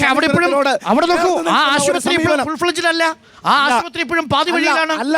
പക്ഷേ അതിലെല്ലാം ഞാൻ പറയുന്നത് ഒരു MLA-യുടെ പങ്ക് എന്താണ്? നിങ്ങൾ എന്റെ സംശയം നോക്കൂ. പാലക്കാട് ഷാഫി പറമ്പിൽ ആയതുകൊണ്ട് വൈരാഗ്യപരമായിട്ടുള്ള ഒരു വൈരാഗ്യമില്ലാത്തത് കൊണ്ടല്ലേ പാലക്കാട് മെഡിക്കൽ കോളേജിന് ഏറ്റവും 360 കോടി രൂപ കേരളത്തിലെ ഗവൺമെന്റ്, 2 ഗവൺമെന്റുകൾ, ഒന്നാം പിണറായി സർക്കാരും രണ്ടാം സർക്കാരുമായിട്ട് അനുവദിച്ചത്. ഈ ജില്ലയിൽ നിന്നുള്ള മന്ത്രി ശ്രീ AK ബാലന്റെ കാലത്തല്ലേ അതിന്റെ നഷ്ടപ്പെട്ട അനുമതി വീണ്ടെടുക്കുന്നതിന് വേണ്ടിയിട്ടുള്ള പരിശ്രമം. വികസന പ്രവർത്തനങ്ങൾ ഷാഫി പറമ്പിൽ തുരങ്കം വെച്ചു എന്നുള്ളതാണ് പറയുന്നത്. സർക്കാർ കൈവിട്ട് സഹായിച്ചിട്ടും പാലക്കാട്ടിൽ അത് കാണാത്തത് എന്തുകൊണ്ട്? അതായത് ഈ ഒരു ഭാഗത്തേക്കടെ വികസനം നടന്നില്ല എന്നും മറുഭാഗത്തേക്കടെ വികസനം നടന്നു എന്ന് പറയുന്നത് തന്നെ കോൺട്രാഡിക്ടറിയാണ്. കാരണം ഒരു ഭാഗത്ത് വികസനം നടന്നതിന്റെയൊക്കെ ക്രെഡിറ്റ് അതാത് സർക്കാരിനും വികസനം നടക്കാത്തതിന്റെയൊക്കെ ക്രെഡിറ്റ് MLA-ക്കും കൊടുക്കാൻ അത് നടക്കില്ല. അത് രണ്ടും കൂടെ വേണ്ട എന്നുള്ളതാണ് ആദ്യം പറയാനുള്ളത്. ഇനി രണ്ടാമത്തെ കാര്യം, ഇവിടെ 3 മുഖ്യമന്ത്രിമാരുണ്ടായിരുന്നല്ലോ CPM-ന്. NDA സാർ ഒരു മെഡിക്കൽ കോളേജ് 2015 വരെ പാലക്കാട്ടുകാർ കണ്ടില്ലല്ലോ. ആ മെഡിക്കൽ കോളേജ് ഇവിടെ കൊണ്ടുവന്നത് ഉമ്മൻചാണ്ടിയും ഷാഫി പറമ്പിലും ചേർന്നാണ്. പട്ടികജാതി വികസന വകുപ്പിന്റെ എക്സ്ക്ലൂസീവായ മെഡിക്കൽ കോളേജ് പാലക്കാട്ട് ഷാഫി പറമ്പിൽ കൊണ്ടുവന്നു. ഈ KSRTC ഡിപ്പോ 8.099 കോടി MLA-യുടെ ഫണ്ടിൽ നിന്നെടുത്താണ് നിർമ്മിച്ചത്. പിന്നെ സ്പോർട്സ് സിന്തറ്റിക് ടർഫ് കൊണ്ടുവന്നത് ആരാണ് സാർ? ഊറണിയിൽ സിന്തറ്റിക് ട്രാക്ക് കൊണ്ടുവന്നത് ആരാണ് സാർ? കൽപ്പാത്തിയിൽ നിങ്ങളുടെ മുഖ്യമന്ത്രിമാരുണ്ടായിരുന്നല്ലോ. കൽപ്പാത്തിയിൽ അത്രയും കാലം ഇവരുടെ മുനിസിപ്പാലിറ്റിയും ഉണ്ടായിരുന്നല്ലോ. അത്രയും കാലം മുകളിലൂടെ പോയി ഇലക്ട്രിക് ലൈൻ ഉണ്ടായിരുന്നപ്പോൾ കൽപ്പാത്തി രഥോത്സവത്തിന് ഒരാഴ്ചക്കാലം ആ KSEB ഓഫ് ചെയ്യേണ്ടി വന്നു. ആ ഇലക്ട്രിസിറ്റി ഓഫ് ചെയ്യേണ്ടി വന്നു. എപ്പോഴാണ് സാർ ആ ഇലക്ട്രിസിറ്റി ബോർഡിന് അത് ഓഫ് ചെയ്യേണ്ടാത്ത അവസ്ഥ വന്നത്? ഷാഫി പറമ്പിൽ അണ്ടർഗ്രൗണ്ട് കേബിൾ വഴി അവിടെ ഇലക്ട്രിസിറ്റി കൊടുത്തതിന് ശേഷമാണ്. ഇങ്ങനെ എത്ര പദ്ധതികൾ? 3 പഞ്ചായത്തുണ്ടല്ലോ ഈ പാലക്കാട്. ഈ 3 പഞ്ചായത്തിന് ഓഫീസ് ഉണ്ടാക്കിയിട്ടുണ്ട്. ആ ഓഫീസ് ആരുടെ ഫണ്ടിൽ നിന്നാണ് സാർ? ഷാഫി പറമ്പിലിന്റെ ഫണ്ടിൽ നിന്നാണ്. ഇങ്ങനെ റോഡുകൾ, ഇവിടുത്തെ പബ്ലിക് സ്ഥാപനങ്ങൾ ഷാഫി പറമ്പിൽ കൊണ്ടുവന്ന വികസനം കാണാൻ ഈ പാലക്കാട് നിയോജക മണ്ഡലത്തിന്റെ ചുറ്റും ഒരൊറ്റ കറക്കം കറങ്ങിയാൽ മതി എന്നുള്ളത് മാത്രമേ പറയാം. ഓക്കെ അനീഷ, അങ്ങനെയാണെങ്കിൽ വെല്ലുവിളിക്കുകയാണ്. ഷാഫി പറമ്പിലിന്റെ വികസനം കാണാൻ ഒരു ടൂർ സംഘടിപ്പിച്ച് വരാൻ തയ്യാറാണോ BJP എന്നാണ് ചോദ്യം. പാലക്കാട് ടൂർ അല്ലല്ല, ഇവിടെ നമ്മുടെ നഗരസഭ ചെയ്തിട്ടുള്ള വികസന പ്രവർത്തനങ്ങൾ ഞങ്ങൾക്ക് എണ്ണി പറയാനുണ്ട്. ജനങ്ങളെ സംബന്ധിച്ചിടത്തോളം റോഡ് അല്ല എന്താ, ഇവിടെ പ്രധാനമന്ത്രി സഡക് ബീമാ യോജന പ്രകാരം 248 കിലോമീറ്റർ റോഡ് നിർമ്മിച്ചിട്ടുണ്ട്. പിണറായിയുടെ ഫണ്ടല്ല, കേന്ദ്ര ഫണ്ടാണ്. ഇനി ജനങ്ങളെ സംബന്ധിച്ചിടത്തോളം ഏറ്റവും പ്രധാനം എന്താണ്? കുടിവെള്ളമാണ്. 140 കോടി രൂപ ചെലവാക്കിയാണ് ഈ പാലക്കാട് നഗരസഭയിൽ വീടുകളിൽ കുടിവെള്ളം എത്തിച്ചത്. 99% വീടുകളിലും ഞങ്ങളുടെ നഗരസഭ കുടിവെള്ളം എത്തിച്ചു. അത് ഞങ്ങളുടെ നേട്ടം തന്നെയാണ്. വീടില്ലാത്തവന് വീട് കൊടുക്കാൻ പ്രധാനമന്ത്രിയുടെ പദ്ധതി, ആവാസ് ബീമാ യോജന പദ്ധതി. ഇവിടെ നഗരമേഖലയിൽ 10,600 വീടുകളാണ് കേന്ദ്ര സർക്കാരിന്റെ പദ്ധതി പ്രകാരം നിർമ്മിച്ചു നൽകിയത്. ഒരു വീടിന് എത്രയോ ഫണ്ട്? ഗ്രാമമേഖലയിൽ ഒരു വീടിന് എത്രയോ ഫണ്ട്? 4 ലക്ഷം കൊടുത്താൽ ലൈഫ് ഉണ്ടാക്കുന്ന ഇവിടെ. അതെ, അല്ല ഞാൻ 75,000 കൊടുക്കുന്നത് എങ്ങനെ ശരിയാവും? ഇത് കേന്ദ്ര സർക്കാരിന്റെയും 25,000 അല്ല, കേന്ദ്ര സർക്കാരിന്റെ 1.5 ലക്ഷമാണ് വിഹിതം. കേന്ദ്ര സർക്കാരിന്റെ ആയുഷ്മാൻ മറ്റേ ആവാസ് യോജന പദ്ധതിയിൽ മനസ്സിലായി. ലൈഫ് പദ്ധതിയിൽ പിണറായി വിജയന്റെ പേരിൽ നടപ്പാക്കുന്ന ലൈഫ് പദ്ധതിയിൽ കേന്ദ്ര സർക്കാർ കൊടുക്കുന്ന വിഹിതമാണ് 75,000. ഉദാഹരണത്തിന് ഞാൻ പറയാം, നമ്മൾ ഈ ചർച്ച ചെയ്യുന്ന കോട്ടയിലെ തൊട്ടപ്പുറത്ത് ഒരു ഓപ്പൺ ജിം ഉണ്ട്. ആ ഓപ്പൺ ജിമ്മിന്റെ അവസ്ഥ എന്താണ് അനീഷേ? നോക്കൂ, അത് മുനിസിപ്പാലിറ്റി അല്ലേ നോക്കേണ്ടത്? 21 കേന്ദ്രങ്ങൾ അമൃത് ഫണ്ടിൽ നിന്ന് 21 കേന്ദ്രങ്ങൾ. ഇവിടെ ഭാരതീയ ജനതാ പാർട്ടി ഭരിക്കുന്ന നഗരസഭ 21 വിനോദസഞ്ചാര കേന്ദ്രങ്ങൾ തുടങ്ങിയിട്ടുണ്ട്. 21 പല സ്ഥലങ്ങളിലും 21 ഈ കോട്ട മൈതാനിയിലുണ്ട്. ഇതുപോലെ തന്നെ പല സ്ഥലങ്ങളിൽ റെസിഡൻസ് അസോസിയേഷനുകളെ അതിന്റെ ചുമതല ഏൽപ്പിച്ചിട്ടുണ്ട്. ആളുകൾക്ക് വ്യായാമത്തിന് വേണ്ടി സൗകര്യം ചെയ്തു കൊടുത്തിട്ടുണ്ട്. 21 സ്ഥലങ്ങൾ അമൃത് ഫണ്ടിൽ നിന്ന് പണം ഉപയോഗിച്ചുകൊണ്ട്. ഇനി 140 ജൻ ഔഷധി ഷോപ്പുകള് പാവപ്പെട്ട ആളുകൾക്ക് മരുന്നിന് വേണ്ടി 140 ജൻ ഔഷധി ഷോപ്പുകൾ തുടങ്ങിയിട്ടുണ്ട്. ഇവിടെ 1.25 ലക്ഷം കർഷകർക്ക് കിസാൻ സമ്മാൻ നിധി ലഭിക്കുന്നുണ്ട്. ഇങ്ങനെ നിരവധി പദ്ധതികള് കേന്ദ്ര സർക്കാരിന്റെ പദ്ധതികൾ ഇവിടെ സാധാരണ ജനങ്ങൾക്ക് ലഭിക്കുന്നുണ്ട്. ഒന്നാമത്തെ കാര്യം, ഞാൻ ആദ്യം വികസന നേട്ടങ്ങൾ പറഞ്ഞിരുന്നു. ആ വികസന നേട്ടങ്ങളിൽ ചിലത് വിട്ടുപോയിരുന്നു. അത് അദ്ദേഹം പൂർത്തീകരിച്ചിട്ടുണ്ട്. കാരണം 10 കൊല്ലമായി പാലക്കാടിന്റെ MP VK ശ്രീകണ്ഠനും 13 കൊല്ലമായി പാലക്കാടിന്റെ MLA ഷാഫി പറമ്പിലുമാണ്. അവരുടെ റെക്കമെൻഡേഷൻ പ്രകാരമാണ് അതൊക്കെ ചെയ്തത്. നന്ദിയുണ്ട്. അത്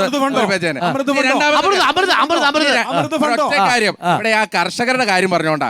നമ്മുടെ ഇവിടുത്തെ കർഷകർക്ക് അവരുടെ മിനിമം സപ്പോർട്ടിംഗ് പ്രൈസ് കൊടുത്തിട്ട് എത്ര കാലമായി സർ? ആരോടാ പറയുന്നത്? കേരളത്തിന്റെ നെല്ല് സംഭരണത്തിന്റെ തുക കൊടുത്തിട്ട് എത്ര കാലമായി? ഇന്ത്യ മുന്നണിയിലെ പിണറായി സർക്കാർ പണം കൊടുക്കാത്ത പ്രശ്നം, അല്ലാതെ കേന്ദ്ര സർക്കാരിന് ഒരു കാര്യം സബ്സിഡി പണം കിട്ടിയിട്ടില്ല എന്ന് ഇന്നുവരെ പിണറായി വിജയൻ കേന്ദ്രത്തിന്റെ നോക്കൂ, ഒരു നെല്ല് സംഭരണത്തിന്റെ കുടിശ്ശിക ഒരു കാലത്തുണ്ടായിരുന്നു. പക്ഷെ ഇപ്പൊ നമ്മൾ സംസാരിക്കുമ്പോ നെല്ല് സംഭരണത്തിന്റെ കുടിശ്ശിക കേന്ദ്രം കൊടുത്തു തീർത്തിട്ടുണ്ട്. അല്ല, കേന്ദ്രം 28 രൂപ അതിൽ 22 രൂപയും കൊടുക്കുന്ന കേന്ദ്ര സർക്കാരാണ്. 72 രൂപയും 6 രൂപയാണ് ഈ സംസ്ഥാന സർക്കാർ കൊടുക്കുന്നത്. അത് ഇന്ത്യയിൽ അത് തന്നെ കൊടുക്കാതെ പക്ഷേ, അത് ഇന്ത്യയിൽ തന്നെ ഏറ്റവും കൂടുതലാണ് ഏതൊരു സംസ്ഥാനം കൊടുക്കുന്നത് കേരളത്തിൽ. അല്ല അവർ കുറയ്ക്കുകയാണ്. ഞങ്ങൾ കൂട്ടുന്ന സമയത്ത് അവർ കുറയ്ക്കുകയാണ്. എനിക്ക് അരുണിനോട് ഏറ്റവും കൂടുതൽ ചോദ്യം കുറച്ച സംസ്ഥാനമാണ്. ഫണ്ട് കൊടുത്തോ എന്ന് ചോദിച്ചപ്പോ കേന്ദ്രം കൊടുത്തു, ഇവരോട് ചോദിച്ചാൽ കേരളം കൊടുത്തു. ഫണ്ട് ഇവിടെ കിട്ടിയിട്ടുണ്ടോ? കിട്ടിയിട്ടുണ്ടോ? വകമാറ്റി ചെലവഴിക്കുകയാണ്. വകമാറ്റി കർഷകർക്ക് കിട്ടിയിട്ടുണ്ടോ? എന്റെ ചോദ്യം ഇത്രയേ ഉള്ളൂ. ഈ പാലക്കാട് നെല്ല് സംഭരണത്തിലെ തുക കിട്ടിയ കർഷകർ എന്ന് പറഞ്ഞു കേന്ദ്രം ഒന്ന് പറഞ്ഞേ. പണം, കേന്ദ്രം കൊടുക്കുന്ന പണം കുഴല് വഴി പണം അങ്ങോട്ടും ഇങ്ങോട്ടും കൊടുത്താ പോരാ. ട്രോളി വഴി കൊടുക്കണമെന്നാണ് പറയുന്നത്. ട്രോളി വഴി കൊടുക്കണമെന്ന് കുഴല് വഴി അങ്ങോട്ടും ഇങ്ങോട്ടും കൊടുത്താ പോരാ. നേരെ കർഷകർക്ക് കൊടുക്കണം. പെട്ടിയുടെ കഥയാണ്. കുഴല് വഴി വന്ന പെട്ടിയുടെ കഥയാണ്. പറഞ്ഞോ വഴി കൊടുക്കുന്ന കാര്യമാണ് പറയുന്നത്. എല്ലാവർക്കും പെട്ടി ഇനി പറഞ്ഞാൽ പൊട്ടിപ്പോകും. പെട്ടിയിലൊന്നും ഉള്ളതില്ല. പെട്ടി പറയട്ടെ. സർ പെട്ടി പറയട്ടെ. അതെന്താ പെട്ടി പറയണ്ടേ? പറഞ്ഞോ. അതിന് മുമ്പ് പറഞ്ഞ കാര്യത്തിന് ഞാനൊന്ന് പറയട്ടെ. ഇവിടെ ഇപ്പൊ മെഡിക്കൽ കോളേജിന്റെ കാര്യം പറഞ്ഞല്ലോ. കണ്ണൂർ വിമാനത്താവളം ഉമ്മൻചാണ്ടി ഉദ്ഘാടനം ചെയ്തു. ഉമ്മൻചാണ്ടി ഉദ്ഘാടനം ചെയ്ത വിമാനത്താവളത്തില് ഹെലികോപ്റ്റർ ഇറങ്ങില്ലായിരുന്നു. ദുരന്ത സമയത്ത് ഹെലികോപ്റ്റർ പോലും ഇറങ്ങാത്തത് ഉമ്മൻചാണ്ടിയുടെ നേട്ടമായി കണ്ണൂർ വിമാനത്താവളം വലിയ തോതിൽ കൊട്ടിഘോഷിച്ചിരുന്നു. ഇവിടെ ആലപ്പുഴ ബൈപ്പാസ് ഏത് വികസനം വന്നാലും അതിന്റെ എല്ലാം ആള് നമ്മളാണ് എന്ന് പറയുന്ന സമീപനമായിരുന്നു UDF-ന്റേത്. അങ്ങനെയാണ് മെഡിക്കൽ കോളേജിന് സാങ്കേതികമായി അനുമതി കൊടുത്തിട്ടും ആ മെഡിക്കൽ കോളേജിന്റെ അനുമതി റദ്ദ് ചെയ്യുന്ന സാഹചര്യം ഉണ്ടായത്. എങ്ങനെ ഉണ്ടായി ആ സാഹചര്യം? അടിസ്ഥാന സൗകര്യ വികസനമില്ലാതെ, അവിടെ ആവശ്യമായ സൗകര്യങ്ങൾ ഒരുക്കാതെ പാലക്കാട് മെഡിക്കൽ കോളേജ് പ്രഖ്യാപിച്ചു. ആ മെഡിക്കൽ കോളേജിന് എന്തെങ്കിലും നിലയിലുള്ള അനുമതിയും അംഗീകാരവും തുടർന്നു കൊണ്ടുപോകാൻ UDF-ന്റെ കാലത്ത് 2015 മുമ്പ് 2015 ഇനിയിപ്പോ ഇവര് പ്രഖ്യാപനം നടക്കുന്നത്. ഞാൻ പറഞ്ഞോട്ടെ. 2015 ഇവർ ഈ പറയുന്ന മെഡിക്കൽ കോളേജ് സാങ്കേതികമായിട്ടെങ്കിലും വന്നത്. അതിനു മുമ്പ് നിങ്ങളുടെ MLA-മാരും 3 മുഖ്യമന്ത്രിമാരും ഉണ്ടായിരുന്നിട്ട് ഇവിടെ ഒരു മെഡിക്കൽ കോളേജ് തുടങ്ങണം എന്ന് ആരെങ്കിലും പറഞ്ഞിട്ടുണ്ടോ? നിങ്ങൾ പറയുന്നത് തുടങ്ങണമെന്ന പറച്ചിലാണ്. നിങ്ങൾ അങ്ങനെ പലതും പറഞ്ഞിട്ടുണ്ട്.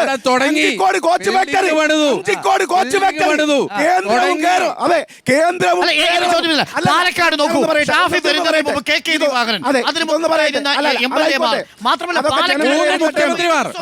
മുഖ്യമന്ത്രിമാർ ഞാൻ പറയാം. കേന്ദ്രവും കേരളവും കോൺഗ്രസ് ഭരിച്ച ഒരു കാലം ഉണ്ടായിരുന്നു. ഈ കോട്ട മൈതാനത്ത് വന്നാണ് കഞ്ചിക്കോട് കോച്ച് ഫാക്ടറിയുടെ തറക്കല്ലിട്ടത്. അങ്ങ് മറന്നുപോയോ? 2014 ശേഷം വേണ്ട എന്ന് വെച്ചു. ആരോട് ചോദിക്കുക കഞ്ചിക്കോട് കോച്ച് ഫാക്ടറി ഇനി വേണോ വേണ്ടയോ? BJP ഉത്തരം പറയട്ടെ. വേണ്ട എന്ന് വെച്ചു. നമുക്ക് എന്ത് ചെയ്യാം? അവരല്ല 2014 മുമ്പ് കേന്ദ്രവും കേരളവും തറക്കല്ലിട്ടു. 14 ശേഷം അവർ വേണ്ട എന്ന് വെച്ചു. ഭരിച്ചിട്ടില്ല. 30 കൊല്ലമായി കേരളത്തിന് കൊടുത്ത പാലക്കാടിന് കൊടുത്ത ഓഫറായിരുന്നു. 2012 കൊടുത്ത ഓഫർ അല്ല പാലക്കാട് കോച്ച് ഫാക്ടറി. കോച്ച് ഫാക്ടറിക്ക് സ്ഥലം ഏറ്റെടുത്ത് കൊടുത്തത് 14 ശേഷം വെച്ചു. സർ കേന്ദ്രവും കേരളവും ഒരേ പാർട്ടി ഭരിച്ച കാലത്ത് കോച്ച് ഫാക്ടറിയേക്കാൾ നല്ലത് കർഷകർക്ക് കർഷകരുടെ കാര്യത്തിൽ ചോദിക്കണം. നെല്ല് സംഭരണ തുക എന്തുകൊണ്ട് കർഷകർക്ക് കൊടുത്തിട്ടില്ല? നെല്ല് സംഭരണ തുക കിട്ടിയ മുഴുവൻ സംഖ്യയും ഗവൺമെന്റ് കൊടുത്തിട്ടുണ്ട്. ഇവര് തന്നോ? സർക്കാർ കൊടുത്ത പണം കേന്ദ്ര സർക്കാർ കൊടുത്ത പണം വകമാറ്റി ചെലവഴിച്ചു. ലോൺ അത് ചെയ്തിട്ടില്ല. PRS കൊടുത്തു. PRS അല്ലേ പറയുന്നത്? പാർട്ടി റെസിപ്റ്റ് അല്ലേ? കർഷകരെ കൊണ്ട് ലോൺ എടുപ്പിക്കുകയാണ്. എന്തിനാണ് ലോൺ എടുപ്പിക്കുന്നത്? അതാണ് ചോദ്യം. PRS കൊടുത്ത് ആത്മഹത്യയിലേക്ക് തള്ളിവിടുന്നതാണ് ചോദ്യം. ഗവൺമെന്റ് കിട്ടിയ ഒരു സംഖ്യയും കർഷകർക്ക് കൊടുക്കാൻ ബാക്കിയുമില്ല. കേരളമാണ് ഇന്ത്യയിൽ ഏറ്റവും കൂടുതൽ കർഷകർക്ക്. പറയട്ടെ, കേന്ദ്രം പറഞ്ഞോ ലോൺ എടുപ്പിക്കാൻ? കേന്ദ്രം പറഞ്ഞോ? നമ്മൾ കർഷകരുടെ പ്രശ്നം പറഞ്ഞുകൊണ്ടാ. കേന്ദ്ര സഹായം എപ്പോഴാണ് കൊടുക്കുന്നത്? നെല്ല് വിളവെടുത്ത് ആ നെല്ല് അരിയായിട്ട് കുത്തി അത് മാർക്കറ്റിൽ കൊണ്ട് കൊടുത്ത് അതിന്റെ കണക്ക് കൊടുക്കുമ്പോഴല്ലേ ഈ നെല്ലിന്റെ സംഭരണ വില കൊടുക്കുക. പക്ഷേ പണം കൊടുക്കണ്ടേ? അഡ്വാൻസ് ചെയ്യണം. വയനാടിന് പണം കൊടുക്കുന്നില്ല സാർ. വയനാട് ചൂരൽ മലമുണ്ടൊക്കെ ഒരു പൈസ കൊടുത്തോ? 768 കോടി രൂപ ഈ സംസ്ഥാന സർക്കാരിന്റെ ഖജനാവിൽ കിടക്കുന്ന പണം ദുരന്ത നിവാരണത്തിന് കേന്ദ്രം കൊടുത്ത പണം. അത് വയനാടിനുള്ളതല്ല. അതെടുത്ത് പാലക്കാടിനുള്ളതാണ് സാർ. അത് കേരളം മുഴുവനുള്ളതാണ്. സമരമാണ്. ഹർത്താലാണ്. അനുമതി കൊടുത്തിട്ടുണ്ട്. ഓക്കേ, ഞാൻ പറയാം. അതിനു മുമ്പ് ഒരു നിമിഷം. നമുക്ക് ചെലവാക്കാത്ത ഞാൻ വരുന്നു അനീഷ്. അനുമതി ഞങ്ങൾ ഒരു നിമിഷം. നമുക്കിപ്പോൾ എക്സിക്യൂട്ടീവ് വേണ്ടിയിട്ട് സ്മൃതി പരുത്തിക്കാടും കോർഡിനേറ്റിംഗ് വേണ്ടിയിട്ട് സുജയ പാർവതിയും ഉണ്ട്, ഒപ്പം ഉണ്ണി ബാലകൃഷ്ണനും ഉണ്ട്. Welcome all. അപ്പോൾ നമ്മുടെ ചർച്ചകൾ ഇതുവരെയും സന്ദീപിന്റെ ചർച്ച ചെയ്തു. ഇപ്പോൾ കർഷകരുടെ വിഷയത്തിലേക്ക് എത്തി നിൽക്കുന്നു. വയനാടിന്റെ വിഷയം ചർച്ചയാകുമോ എന്നതാണ് ചോദ്യം. സ്മൃതി, പാലക്കാട്ടെ വിഷയമൊന്നും ഇല്ലേ? പാലക്കാട് വിഷയമാണ് ഇതുവരെ ചർച്ച ചെയ്തത്. കർഷകർ പാലക്കാടും ഉണ്ട്. വയനാട് വിഷയം കർഷകർ പാലക്കാടും ഉണ്ട്. പാലക്കാടിനെ കുറിച്ച് പറയണം. ഒരു മിനിറ്റ്. വയനാട് വിഷയം ഇപ്പോൾ ചർച്ചയാകുന്ന എപ്പോഴാണ്? വയനാട് ഇലക്ഷൻ കഴിഞ്ഞപ്പോഴാണ് അതുമായി ബന്ധപ്പെട്ട് കോടതിയിൽ വിവരം പറഞ്ഞത്, Yes. നിലപാട് പറഞ്ഞത്. അതാ അനീഷ മറുപടി. അതുവരെ നിത്യാനന്ദ റായിയുടെ കത്ത് വരുന്നത് വയനാട് ഇലക്ഷൻ കഴിഞ്ഞിട്ടാണ്. എന്തുകൊണ്ടല്ല ഈ കാര്യം കേന്ദ്രമന്ത്രി ജോർജ് കുര്യൻ വളരെ കൃത്യമായി മാധ്യമങ്ങൾക്ക് മുന്നിൽ കൃത്യമായിട്ട് പറഞ്ഞിട്ടുണ്ട്. കേന്ദ്ര സർക്കാർ സംസ്ഥാനത്തിന് കൊടുത്തിട്ടുള്ളതാണ് ദുരന്ത നിവാരണ നിധി. ആ ദുരന്ത നിവാരണ നിധി ഉപയോഗിച്ചുകൊണ്ട് തുടക്കത്തിലുള്ള കാര്യങ്ങൾ ചെയ്യൂ. ഇനി കൃത്യമായിട്ടുള്ള കണക്ക് തരണം. ആ കണക്ക് ചോദിച്ച സമയത്ത് ശവമടക്കം ചെയ്യാൻ 75,000 രൂപ, അവിടുത്തെ സന്നദ്ധ പ്രവർത്തകർക്ക് ഭക്ഷണം കൊടുക്കാൻ 200 കോടി രൂപ, ദുരന്തം വിറ്റ് തിന്നുന്ന സർക്കാർ അതിന്റെ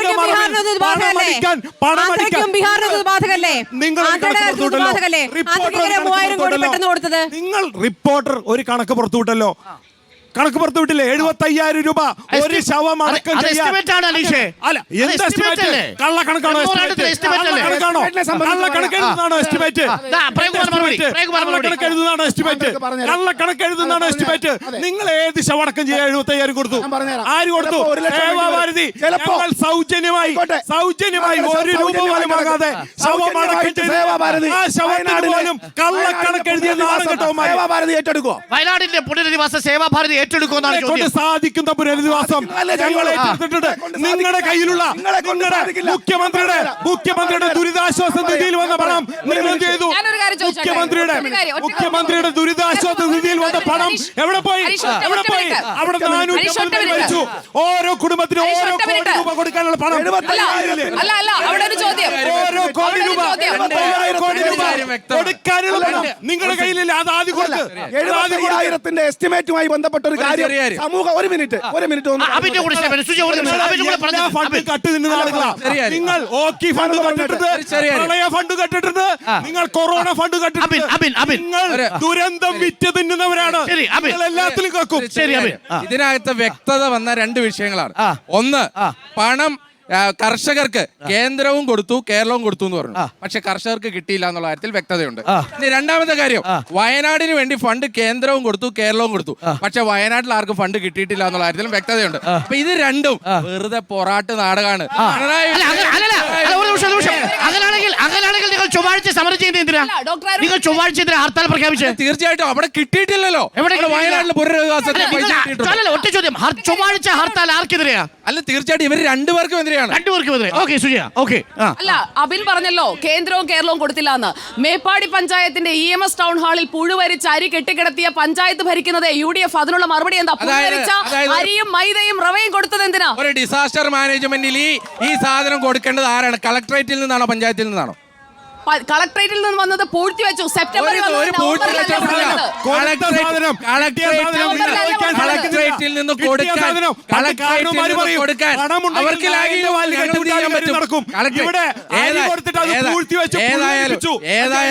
ഏതായാലും കളമശ്ശേരിയിലെ പോലെ കിട്ടിയ ദുരിതാശ്വാസ ഫണ്ട് വീട്ടിൽ കൊണ്ട് പുട്ടടിച്ചവരല്ലോ. അതുകൊണ്ട് അതങ്ങ് നിർത്തുക. ഇവിടെ ഒരു പൂഴ്ത്തി വെച്ചിട്ടില്ലെന്ന് വൈകിപ്പോയി. കളക്ടറേറ്റിൽ നിന്ന് കിട്ടിയത് വൈകിപ്പോയി. ഇനി കിട്ടാനുമുണ്ട്. നരേന്ദ്രമോദി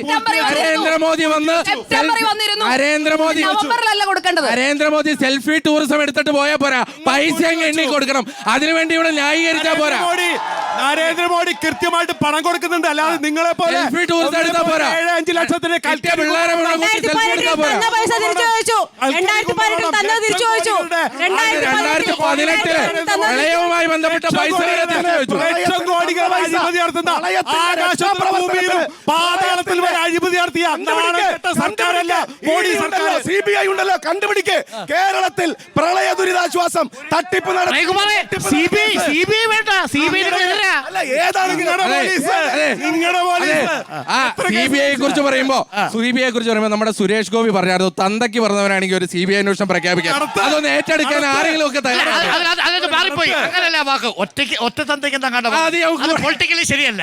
അതുകൊണ്ട് അത് ഉപേക്ഷിച്ചു. പ്രളയ ദുരിതാശ്വാസവുമായി ബന്ധപ്പെട്ട് ഒരു ശവമടക്കിന് എങ്ങനെ 75,000 വരുന്നു എന്ന എസ്റ്റിമേറ്റിനെ സംബന്ധിച്ച് എല്ലാ ചാനലുകളും ആ ന്യൂസ് ബ്രേക്ക് ചെയ്യുന്നുണ്ട്. മറുപടി കേൾക്ക്. ഇവിടെ സാധാരണ ഒരാൾ മരിച്ചാൽ 5,000 രൂപയ്ക്കും ശവമടക്കം നടത്താൻ പറ്റും. നമുക്കെല്ലാം അറിയുന്ന കാര്യമാണ് നാട്ടില്. ഇവിടെ അതിൽ താഴെ സംഖ്യക്കും ചിലപ്പോൾ നടത്താൻ പറ്റും, ചിലപ്പോൾ സൗജന്യമായിട്ട് നടത്താൻ പറ്റും. പക്ഷേ ഇത് ഒരാളുടെ ശവം ഒരു സ്ഥലത്തല്ല, കൈയൊരിടത്ത്, കാലൊരിടത്ത്, ഉടലൊരിടത്ത്, 4ഉം 5ഉം സ്ഥലത്ത് കിടക്കുന്ന ശവശരീര ഭാഗങ്ങൾ ആരുടേതാണ് എന്ന് തിരിച്ചറിയാൻ പരിശോധന നടത്തണം. ഒരു ശവശരീരത്തിന് ചിലപ്പോ 1 ലക്ഷവും 1.5 ലക്ഷവും വരും. 1.5 ലക്ഷം രൂപയോ? എന്താണ് ഈ പറയുന്നത്? അങ്ങനത്തെ വാചകങ്ങൾ പറയരുത് പ്ലീസ്. അതെന്താണ് ഈ പറയുന്നത്? 1.5 ലക്ഷം വരും, ചിലപ്പോ വരും. ഒരു ശവശരീരം 20 ഭാഗമായിട്ടുണ്ടെങ്കിൽ 20 ഭാഗവും നമ്മളെല്ലാവരും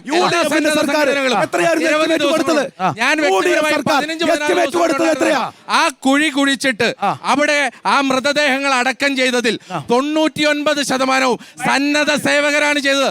അല്ല എന്ന് ആർക്കെങ്കിലും ഇവിടെ പറയാൻ പറ്റുമോ? ആ കുഴി കുഴിച്ചതിനും കോൺഗ്രസ് 1.5 ലക്ഷം രൂപ എസ്റ്റിമേറ്റ് ഉണ്ടാക്കി കൊടുത്തല്ലോ.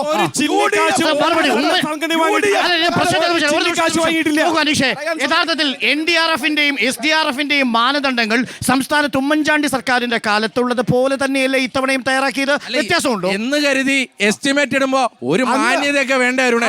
ഒരു കുഴി കുഴിക്കുന്നതിന് 1.5 ലക്ഷം രൂപ കുഴി കുഴിക്കാന്നൊക്കെ പറഞ്ഞാൽ ആരോട് പറയാനാണ്?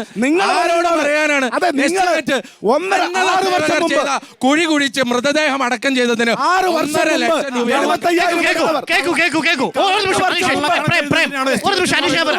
10 വർഷം മുമ്പ് 10 വർഷം മുമ്പ് 75,000. ഒന്ന് കേൾക്ക് സുഹൃത്തേ, നിങ്ങൾ വെറും സംഖ്യയാവണ്ട, ഇതൊന്ന് കേൾക്ക്.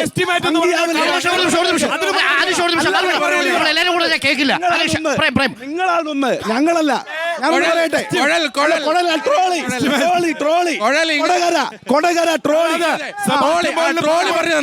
ട്രോളിയിലോട്ട് വരണല്ലോ.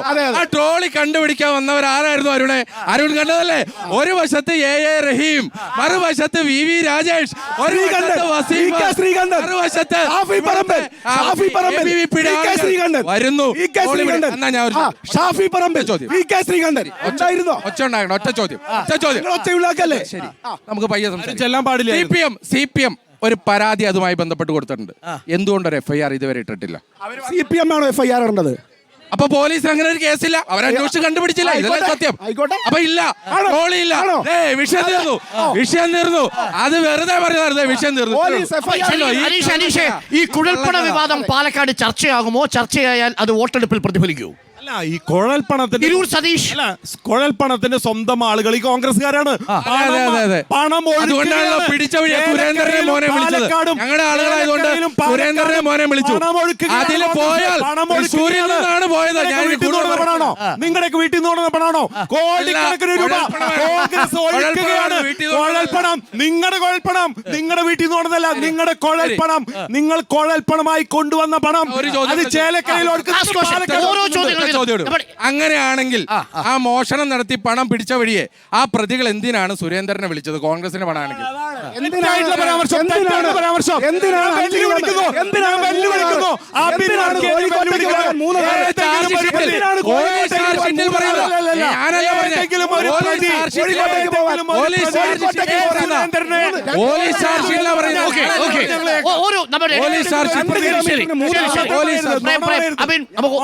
ഓരോ ചോദ്യങ്ങൾ, ഒറ്റ ചോദ്യം മാത്രം.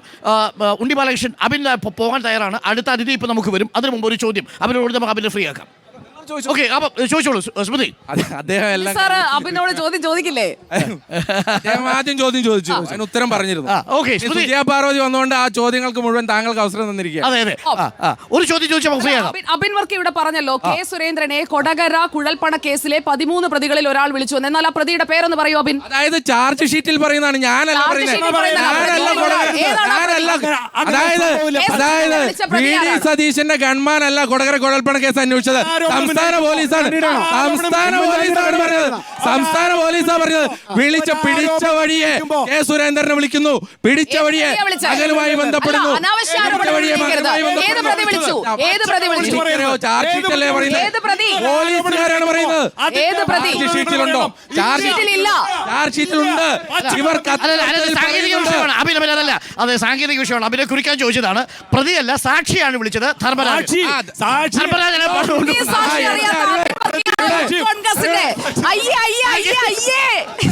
അയ്യോ അല്ല, അതാണ് ഇവിടുത്തെ പ്രശ്നം. അതാണ് അഭിനെ കുറിക്കാൻ ചോദിച്ചതാ. അത് ഞാൻ പറഞ്ഞുതരാം. പണം കൊണ്ടുവന്നാണ് വിളിച്ചത്. ഞാൻ പറഞ്ഞുതരാം. അട്ടിക്കൊണ്ടുപോയാണല്ല. പണം കുഴൽ ഇവിടെ നിന്ന് വരുന്നവരെ ധർമ്മരാജൻ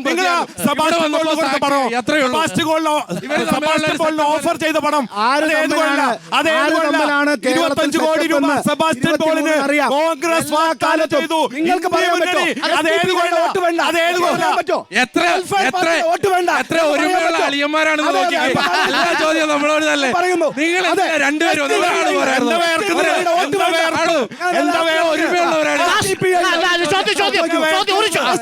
വോട്ട് വേണ്ട.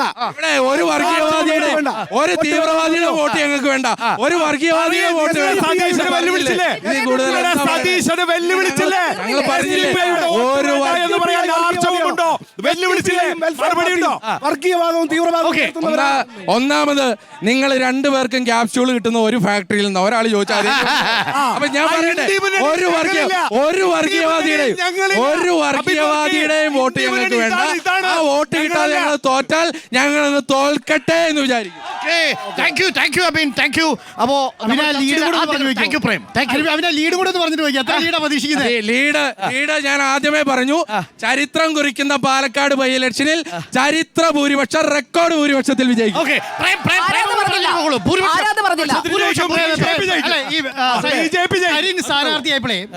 സരിൻ സ്ഥാനാർത്ഥിയായപ്പോൾ ഈ ശ്രീധരന് കിട്ടുന്ന വോട്ടുകൾ മുഴുവൻ സരിന് കിട്ടുമെന്നാണ് പറഞ്ഞത്. അതിന് കാരണം അദ്ദേഹം ഈ പറഞ്ഞ സംവിധാനത്തിലാണെന്നാണ് പറഞ്ഞത്. അപ്പൊ ഈ ശ്രീധരന് കിട്ടുന്ന വോട്ട്, എത്ര വോട്ട് ശ്രീധരന് കിട്ടിയ എത്ര വോട്ട് കിട്ടുമോ ഈ സരിൻ ഇപ്രാവശ്യം ഇവിടെ?